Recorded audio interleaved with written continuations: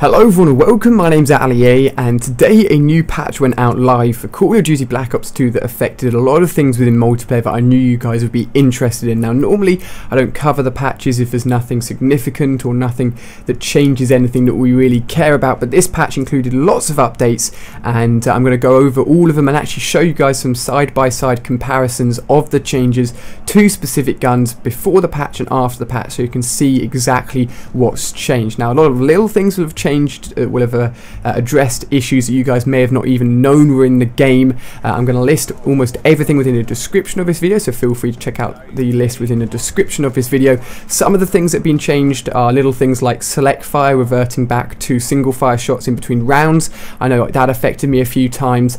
Some exploits with the trophy system, which I didn't know about personally, and one thing I did know about was the collector's edition camo, which is sort of black and orange camo, was unequipped from your weapons each time you restarted the game. Some other issues with the peacekeeper not loading properly when you joined a game mid-session. All of these little things that you guys may not have known about, but it will be listed within the description of this video. But the main things that have been changed relate to the submachine guns and the actual weapons within the game. So I'm going to run you through the changes to the guns that I can't physically show you, and then I'm going to show you some of the actual things that I can test on screen in a second. So first of all, the M1216 shotgun has now got a buff in its medium range damage in terms of the assault rifles. The FAL and the SMR, when you use select fire on them, now have reduced damage. The Type 25 has increased movement speed and increased damage at medium range. The SCAR has increased long range damage, along with the SWAT 556, which also has long range damage increase. If we then jump over to the LMGs, both the Hammer and the QBB LSW now have more damage at medium ranges. So that's all of the basic stuff covered. We can now jump into actual gameplay footage of specific gun changes. So first of all, the PDW. What you're going to see on screen on the left is before patch and on the right is after patch. The PDW is now slightly less accurate while firing from the hip and also has increased recoil. As you can see on the right, the recoil of the PDW almost goes completely off the actual ship on hijack that we're on here and starts shooting at the helicopter in some cases. So the PDW recoil has definitely been increased, more so in an upwards and to the right direction.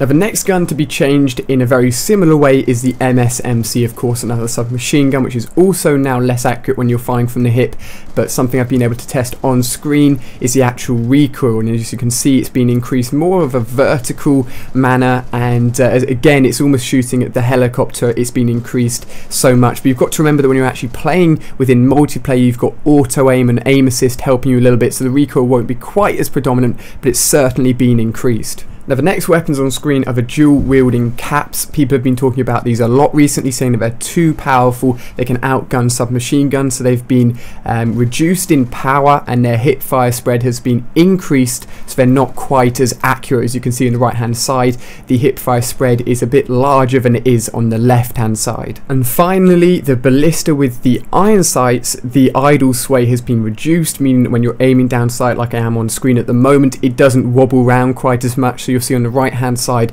it doesn't move around quite as much as it does on the left hand side. So what I want you guys to do is jump in game, try out these weapons and these changes, see if you actually notice them and can feel them online. Perhaps you're feeling that the Msmc and the PDW has too much recoil now and you prefer something like the Vector or the MP7. Let me know in the comment section down below to see how you react to the changes. But I hope you guys have enjoyed this video. If you've enjoyed the actual comparisons and the details I've given you, just hit the like button. I really appreciate it when you guys do that. I'll have another new video out for you guys today talking about new DLC and new in-game extras we're going to be getting very soon, so look forward to that. So I hope you guys have enjoyed. Click on screen if you haven't seen any of these videos and you'll go straight to the video and you can watch them right away. But thank you very much for watching. I've been Ali, and I'll see you on my next video.